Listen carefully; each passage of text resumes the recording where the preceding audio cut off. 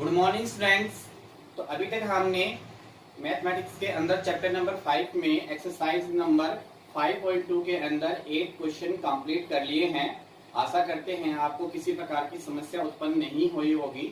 अब इससे आगे स्टार्ट करते हैं। क्वेश्चन नंबर आपका 9 है, क्रेमर नियम से निम्नलिखित समीकरण निकाय को हल कीजिए। उसमें आपने को 2 क्वेश्चन दे रखे हैं। दोनों क्वेश्चन का मेथड जो है वो सेम है। एक क्वेश्चन मैं करवाता हूँ आपको, सेकंड क्वेश्चन आप लोग स्वयं निकालेंगे। अगर किसी प्रकार की समस्या है तो पुनः आप पूछ सकते हैं। अब क्वेश्चन नंबर आपके पास 9 में पहला क्वेश्चन है।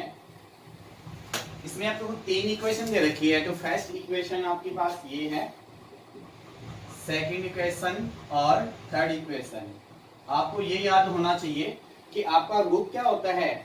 3 चरों के रैखिक समीकरण के लिए क्रेमर का नियम का प्रयोग करना है यहाँ पे, और वो a1x plus b1y plus c1 equal d1, a2x plus b2y plus c2z equal d2, a3x plus b3y c3z equal क्या होगा d3।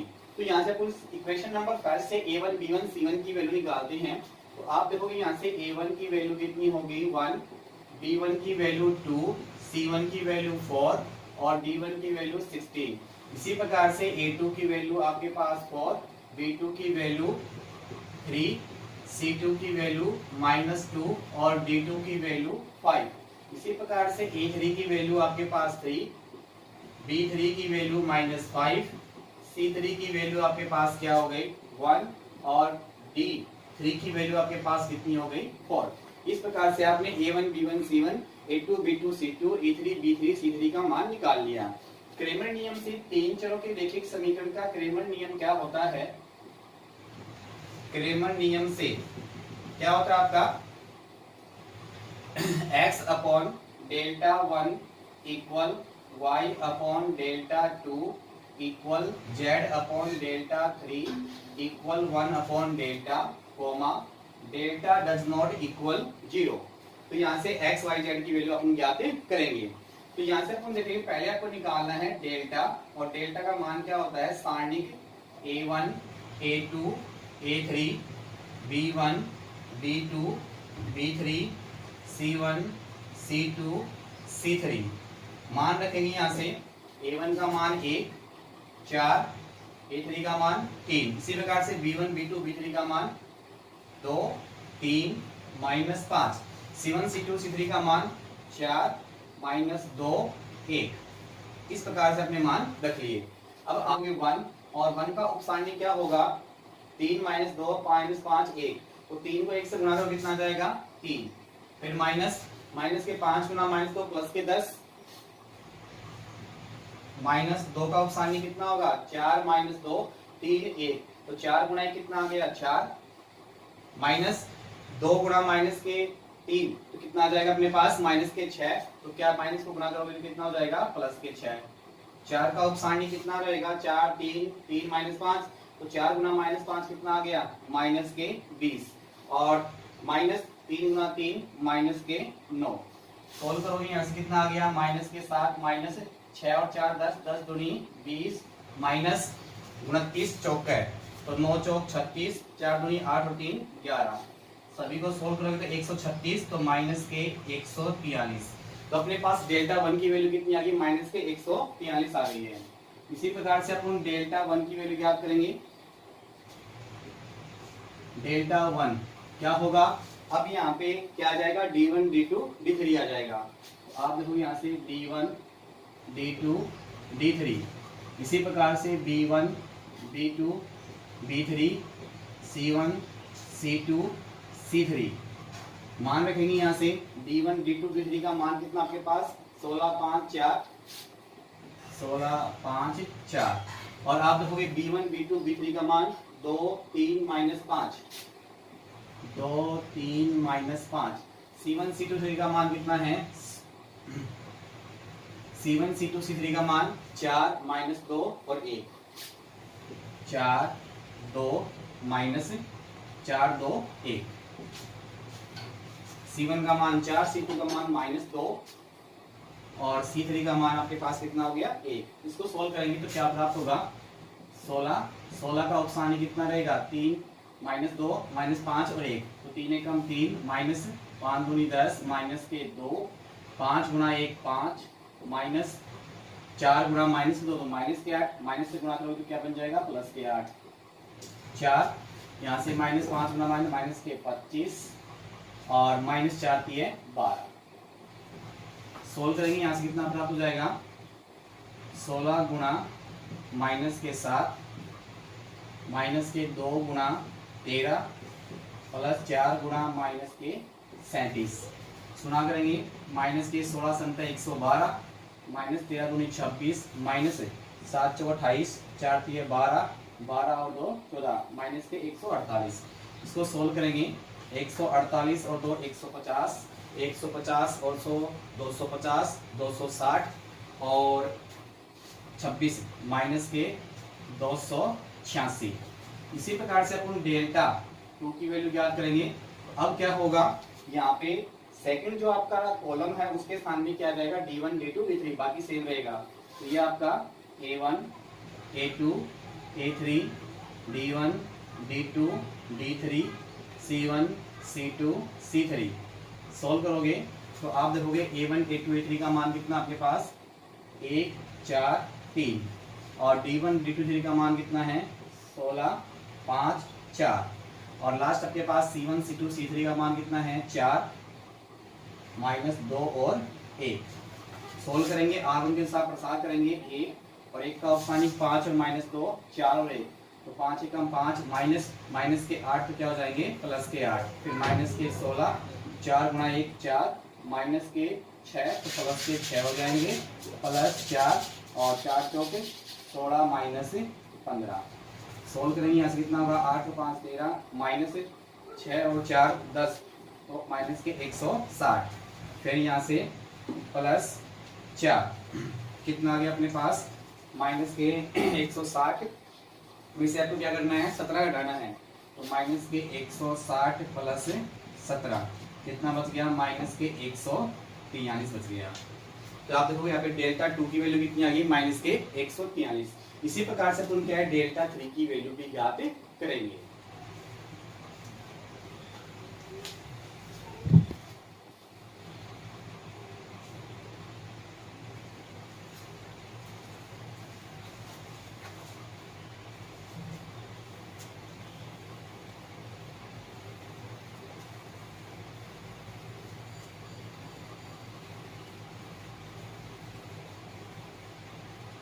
तो हमारे पास क्या है डेल्टा 2 की वैल्यू आ गई है, डेल्टा 3 का मान निकालना है। तो डेल्टा 3 के लिए फॉर्मूला क्या होगा अपना A1 A2 A3 B1 B2 B3 और C1 के स्थान पे क्या आ जाएगा D1 D2 D3। सोल्व करेंगे यहाँ से A1 A2 A3 का मान कितना है 1 4 3 B1 B2 B3 का मान कितना आपके पास 2 3 माइनस 5 D1 D2 D3 का मान कितना है 16 5 4। सोल्व करें 1 इंटू 3 गुना 4 4 के 12 माइनस गुना माइनस प्लस के 25 हो जाएंगे और माइनस के 2 4 गुना 4 16 माइनस 5 दिए 15 प्लस 16 गुना माइनस के 5 20 और 3 दिए 9। तो यहाँ से कितना आ गया अपने पास 37 माइनस के 2 और माइनस के 29 गुना 16 कितना जाएगा 464 आ जाएगा 464 37 माइनस 466 घटाएंगे 16 माइनस 7 कितना जाएगा 9 और 5 में से 3 दे कितना बच गया 2 तो 429 इसके माइनस के। तो आप देखोगे x बराबर क्या होता है डेल्टा 1 अपॉन डेल्टा इक्वल क्या आपके पास डेल्टा 1 की जो वैल्यू थी वो कितनी थी हमारे पास माइनस के 286 और डेल्टा की वैल्यू थी माइनस के 143 तो क्या आ गया प्लस के 2। y बराबर आप देखोगे डेल्टा 2 अपॉन डेल्टा तो क्या प्राप्त हो गया माइनस के 143 बटे माइनस के 143 बराबर 1 और z बराबर क्या होगा delta 3 upon delta equal minus के 432 बटे माइनस के 143 तो बराबर कितना हो गया 3। तो इस प्रकार से हमने x y z की वैल्यू ज्ञात कर ली।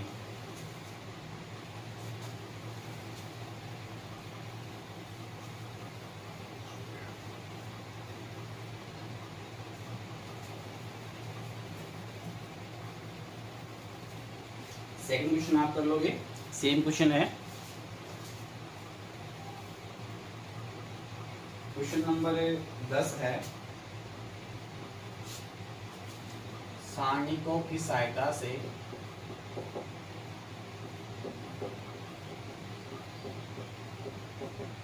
से निम्नलिखित समीकरण को हल कीजिए।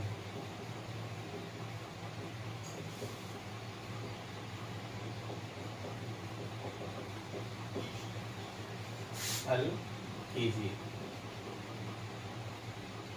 तो आप देखो इसमें पहला क्वेश्चन दे रखा है 6x + y - 3z = 5 और x + 3y - 2z = 5 और 2x + y + 4z = 8। सेकेंड है इसमें 2/x + 3/y + 10/z = 4, 4/x - 6/y + 5/z = 1,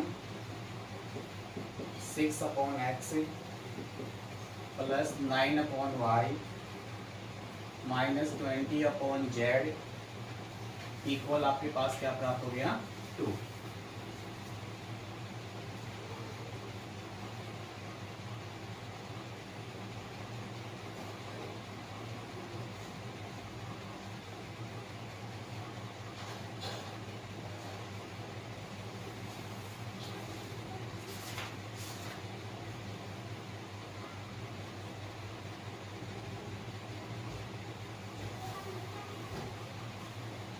तो देखो इसमें अपने क्या करना है, सारणिकों की सहायता से निम्नलिखित समीकरण को हल करना है। और सारणिका का प्रयोग हम किस में करते हैं, क्रेमर नियम में करते हैं। तो ये आप क्रेमर नियम के द्वारा ज्ञात कर सकते हो। ये आपके पास a1 b1 c1 d1 a2 b2 c2 d2 a3 b3 c3 d3। तो आप क्या है अभी भी आपने क्रेमर के नियम द्वारा ज्ञात किया है वो ज्ञात कर लेंगे। इसमें सेकंड जो क्वेश्चन है वो मैं करवा देता हूँ आपको। तो देखिए इसमें सेकंड क्वेश्चन है आपके पास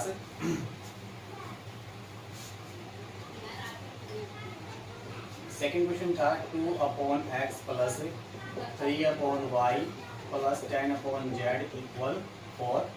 समीकरण नंबर आपके पास फर्स्ट हो जाएगा 4/x - 6/y + 5/z = 1, 6/x + 9/y - 20/z = 2।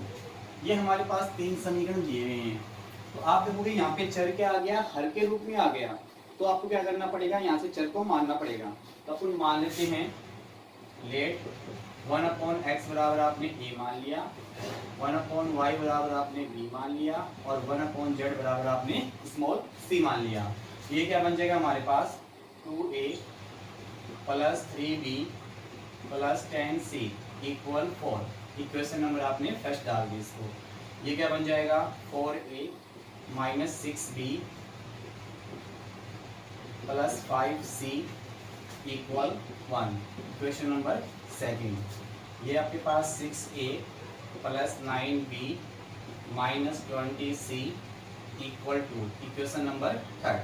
इस प्रकार से अपने पास क्या है, ये आपका जो चर है वो क्या आ गया, गुणांक के रूप में आ गया है, अंश के रूप में। तो यहाँ से अपन क्या करते हैं, वही क्रेमर का नियम लगाएंगे। तो क्रेमर का नियम क्या होता है, क्रेमर नियम से आप देखोगे यहाँ से x/(1) = y/(2) = z/(3) = 1/δ, क्योंकि डेल्टा डज नॉट इक्वल 0। तो यहाँ से अपन डेल्टा की वैल्यू ज्ञात करेंगे। डेल्टा का formula a1 a2 a3 b1 b2 b3 c1 c2 c3। तो सोल्व करेंगे यहाँ से। आप देखोगे a1 का मान कितना है 2, a2 का मान 4, a3 का मान 6। आप देखोगे b1 का मान 3, b2 का मान -6 और B3 का मान कितना है आपके पास 9। इसी प्रकार से आप देखोगे C1 का मान कितना है 10, C2 का मान कितना है 5, C3 का मान कितना है -20। इसको अपने क्या करना है, सोल्व करना है। यहाँ से आप देखोगे A1 का मान 2, A2 का मान 4, A3 का मान 6, B1 का मान 3, B2 का मान -6 और B3 का मान 9, C1 का मान 10, C2 का मान 5 और C3 का -20। तो 2 गुणा माइनस के 6 गुणा माइनस के 20 तो प्लस के 120 माइनस 9 पंजे 45 माइनस 3 गुणा 4 गुणा -20 तो माइनस के 80 और 6 गुणा 5 तो माइनस के 30 प्लस 10 गुणा 36 प्लस 36। तो सोल्व को कितना आ जाएगा 2 गुणा 75 और माइनस 3 गुणा माइनस के 110 प्लस 10 गुणा 72 कितना आ जाएगा 150 माइनस माइनस प्लस 330 प्लस 720 कितना प्राप्त हो गया 0 0 0 0 5 3 8 8 और 2 10 7 और 3 10 और 1 11 और 1 12। तो हमारे पास कितना प्राप्त हो जाएगा 1200। इस प्रकार से आपने क्या निकाल ली, डेल्टा की वैल्यू निकाल ली। अब डेल्टा 1 की वैल्यू निकालेंगे। डेल्टा 1 बराबर क्या होता है, यहाँ पे आ जाएगा D1 D2 D3, ये ऐसा कैसा B1 B2 B3 C1 C2 C3।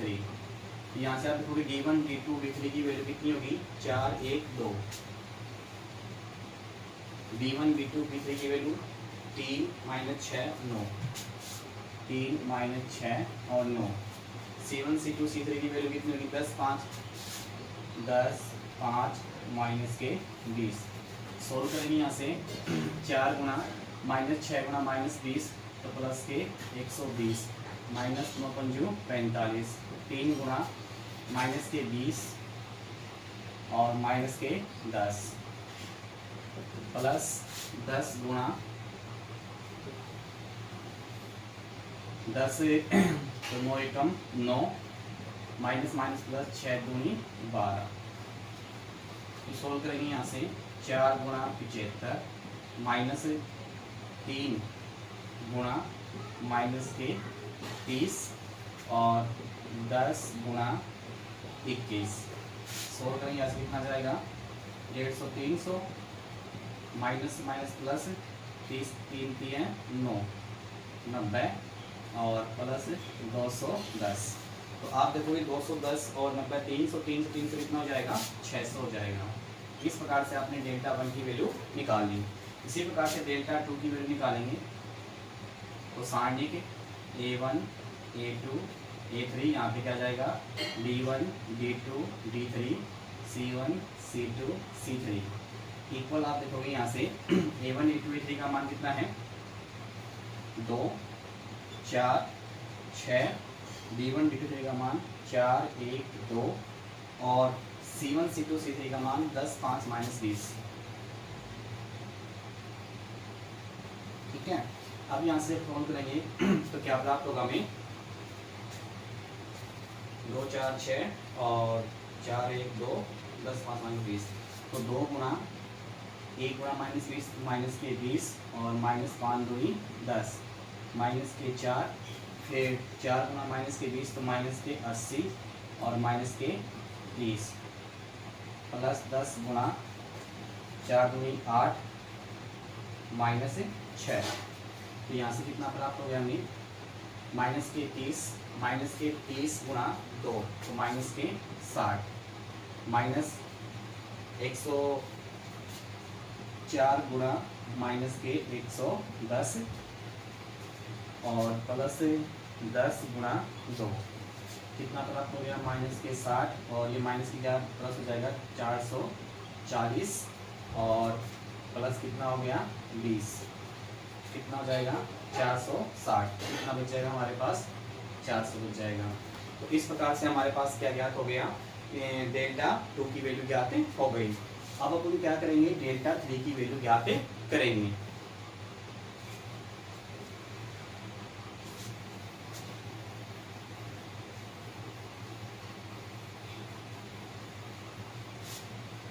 Delta 3 की वैल्यू ज्ञात करेंगे तो डेल्टा 3 हमारे पास क्या होगा, A1 A2 A3 B1 B2 B3 D1 D2 D3, कितने स्तंभ में अब क्या आ जाएगा, D1 D2 D3 आ जाएगा।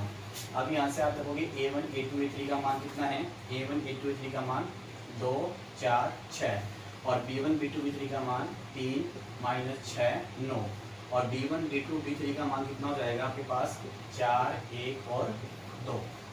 सोल्व करोगे यहाँ से 2 गुणा माइनस के 12 माइनस के 9 -3, यहाँ से 4 दूनी 8 -6 प्लस 4 और 9 चौके 36 प्लस 36।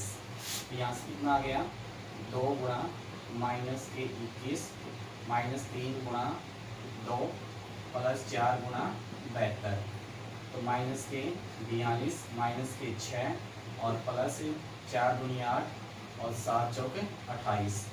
यहाँ से आप देखोगे घटाओगे 288 और ये कितना आ गया आपके पास 48, कितना बच जाएगा 240। तो आपके पास डेल्टा 3 की वैल्यू कितनी आ गई 240 आ गई।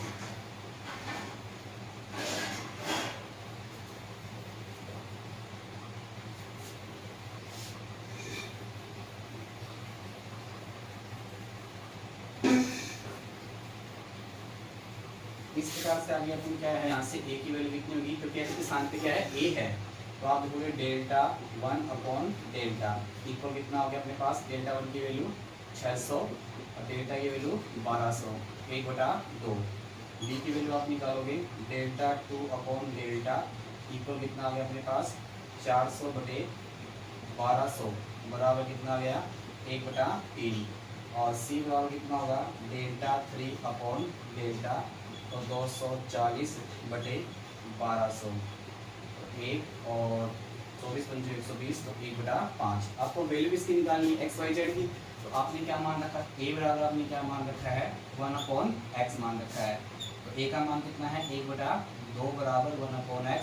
दोनों पक्षों को वजह गुणा करोगे या उल्टा मान करोगे तो क्या प्राप्त हो जाएगा x बराबर 2। इसी प्रकार से b बराबर आपने मान रखा है 1/y, तो b की वैल्यू कितनी है 1/3 1/y, तो y बराबर कितना आ गया 3। इसी प्रकार से आप देखोगे c बराबर आपने मान रखा है 1/z, तो आप देखोगे c की वैल्यू कितनी है आपके पास 1/5 बराबर 1/z, तो z बराबर कितना आ गया 5। इस प्रकार से आपने देखा कि x बराबर 2 y बराबर 3 और z बराबर आपने क्या प्राप्त कर लिया 5। ये क्वेश्चन आपका क्या हो गया कंप्लीट हो गया है। पहला क्वेश्चन आप निकालो, किरणों के नियम से ही निकालना है। अब आगे क्वेश्चन नंबर है क्वेश्चन नंबर 11 है,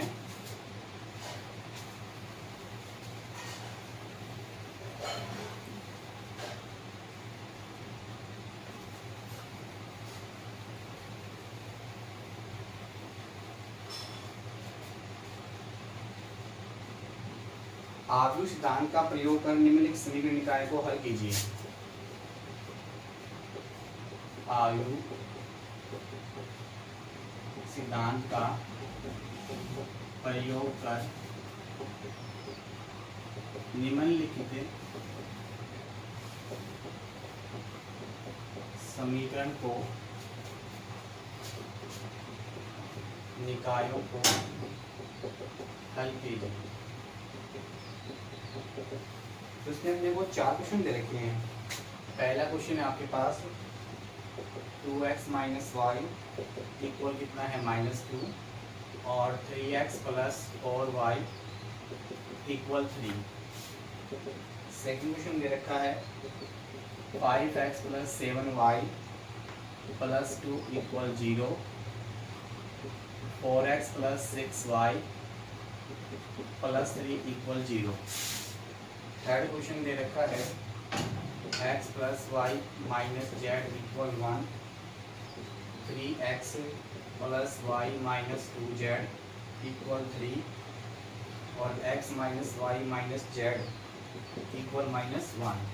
क्वेश्चन नंबर 4 है इसके अंदर 6x minus 12y plus 25z equal 4, 4x plus 15y minus 20z equal 3, 2x plus 18y plus 15z equal 10। ये अपने को क्या है, 4 क्वेश्चन इसमें दे रखे हैं।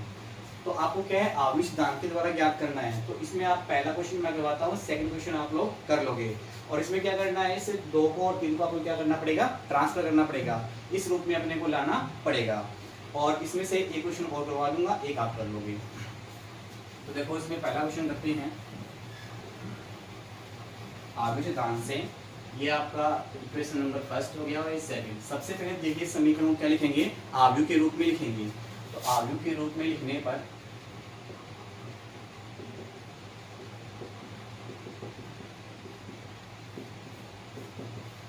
तो क्या प्राप्त होगा, यहाँ से 2 माइनस 1 3 4 इंटू क्या आ जाएगा अपने पास x y और इक्वल क्या होता है -2 3, क्योंकि आपने आवेश सिद्धांत से क्या पढ़ा है, ax बराबर क्या पढ़ा है b। तो ये आपके पास a हो जाएगा, ये आपका x हो जाएगा और ये आपके पास क्या हो जाएगा b हो जाएगा। तो आप देखोगे यहाँ से ax बराबर आपके पास क्या प्राप्त हो गया b। तो आपने देखा यहाँ से ax बराबर क्या प्राप्त हो गया b। अब अपने को क्या करना है, दोनों पक्षों को a इनवर्स से गुणा करेंगे। तो क्या प्राप्त हो गया, यहाँ से a inverse dot a into x equal a inverse b। तो यहाँ से आप देखोगे क्या प्राप्त हो जाएगा, इसका मान i हो जाएगा, i x equal a inverse b, क्योंकि a inverse dot a equal क्या होता है i, और x को i से गुणा करेंगे तो ओनली फॉर x ही रहेगा। तो क्या प्राप्त हो गया a इनवर्स b। तो इस प्रकार से आपको क्या है, x की वैल्यू निकालनी है a इनवर्स b। अब पहले क्या निकालना पड़ेगा, a का व्युत्क्रम आव्यूह। तो a का व्युत्क्रम आव्यूह निकालने के लिए सारणिक a की वैल्यू निकालनी पड़ेगी। तो सारणिक a की वैल्यू निकालेंगे। सारणिक a आपके पास ये है, यहाँ पे कितना है 2 3 माइनस 1 4, सोल्व करोगे 4 दूनी 8 माइनस 3 एकम 3 तो प्लस के 3 बराबर 11 डज नॉट इक्वल 0, यानी a इनवर्स क्या है, विद्यमान है। अतः है a इनवर्स विद्यमान है। तो आप देखोगे द्वितीय क्रम का सारणिक का एडीजे अपन डायरेक्ट निकाल सकते हैं। एडीजे क्या होता है हमारा, उस एडीजे के अंदर को क्या करना है, अगले विकर्ण के अवयव को आपस में क्या करना है, एक्सचेंज करना है और पिछले विकर्ण के अवयवों का केवल चिन्ह प्रतीत करना है। तो यहाँ पे 4 और 2 आपस में चिन्ह जाएंगे, इसका चिन्ह ये प्लस का हो जाएगा तो ये माइनस का हो जाएगा। आपने डायरेक्ट क्या है एडीजे ज्ञात कर लिया। आपको निकालना क्या है ए इनवर्स। तो ए इनवर्स क्या होता है, एडीजे ए अपॉन सारणिक ए। तो 1/11 और एडीजे आपके पास कितना आ गया 4 1 माइनस 3 2। अब आपके पास क्या है x बराबर आपके पास क्या है a इनवर्स b। ये इक्वेशन नंबर आपके पास 4 हो जाएगी, थर्ड समीकरण 3 से। तो आप देखोगे यहाँ से x बराबर a इनवर्स का मान 1/11 और आव्यूह 4 1 माइनस 3 2 और इनटू क्या है b। तो b आपके पास कितना है, ये आपका b रूप है, माइनस का 2 और 3। इसको सोल्व करेंगे यहाँ से तो क्या प्राप्त होगा, x बराबर 1/11 और यहाँ पे अपन पंक्तियों को स्तंभ से गुणा करेंगे। तो 4 गुणा माइनस के 2 तो माइनस के 8, 1 गुणा 3 तो प्लस के 3। पहली पंक्ति पहला स्तंभ हो गया, दूसरी पंक्ति पहला स्तंभ तो प्लस के 6 और प्लस के 6। यहाँ से आप देखोगे 4 गुणा माइनस के 8 हो गए, 3 गुणा 1 तो 3 आ गया, फिर माइनस के 2 गुणा माइनस के 3 तो प्लस के 6, 3 गुणा 2 तो 6 आ जाएगा। तो आप देखोगे यहाँ से x आपके पास किसके रूप में है, x का मान कितना है x और y स्मॉल के रूप में, x y और ये 11 दोनों के बटे में चला जाएगा तो क्या आ जाएगा माइनस के 5/11 और 12/11। दोनों पक्षों में संगत लोग क्या कर देंगे, तुलना कर देंगे। तो यहाँ से आप देखोगे x बराबर कितना प्राप्त हो गया माइनस के 5/11 और y बराबर कितना प्राप्त हो गया 12/11। इस प्रकार से अपन क्या है दो चरों के रैखिक समीकरण का आव्यूह सिद्धांत के द्वारा समीकरण हल कर सकते हैं। सिंपल सा मेथड है, अपन इसको आव्यूह रूप में लिखेंगे। आव्यूह क्या होता है, ax बराबर b, तो यहाँ से x बराबर क्या निकालना होता है, a inverse b। a inverse याद कर लेंगे, b से इंटू कर लेंगे, और x का मान x y होता है, तो यहाँ से x की वैल्यू कितनी है, संगत अवयव की वैल्यू, x की वैल्यू -5/11 और y की वैल्यू कितनी है 12/11। आशा करते हैं आपको समझ में आया होगा। और अब क्या है, इसके अंदर 3 क्वेश्चन और शेष बचे हुए हैं और उनका मेथड यही है, तो आप लोग उनको निकाल सकते हो। तो कृपया करके सभी बच्चे उनको रफ में निकालें, और किसी प्रकार की समस्या हो तो आप क्या है व्हाट्सएप के ऊपर मैसेज छोड़ देना, वो क्वेश्चन मैं आपको कल करवा दूंगा, फिर नेक्स्ट टाइम आपकी वीडियो में वो आ जाएगा। Okay bye, thank you.